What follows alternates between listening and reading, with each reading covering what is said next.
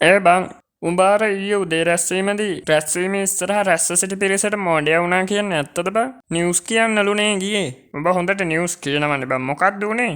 නෑ බං නිවුස් එක හොඳට ගියා. මොකක් හරි වුණා බං මං කියපු එකේ වැරැද්දක් වෙන්නේ නැති. එහෙමයි.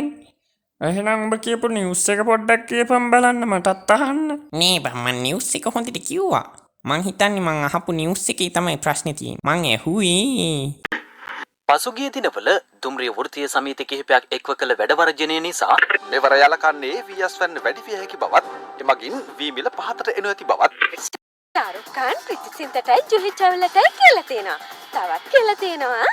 ඔබේ රෙදි සේදීමට හොඳම ක්‍රමය ඩර්ටි බ්ලාස්ටර් රෙදි සෝදන කුඩු.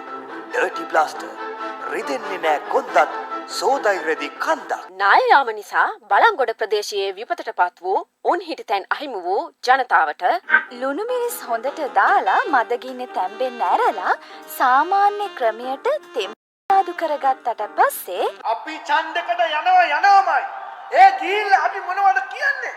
අපි ජනතාවට කියනවා කන්න දෙනවනම් අපිට කොන්න දෙනවනම් අපිට මොනකෙන් ගෙඩියද තව ඕන කියන්නේ මොනකෙන් ගෙඩියද තව ඕන කියන්නේ එහෙම කියන එක වැරදි සහෝදරවරුනි.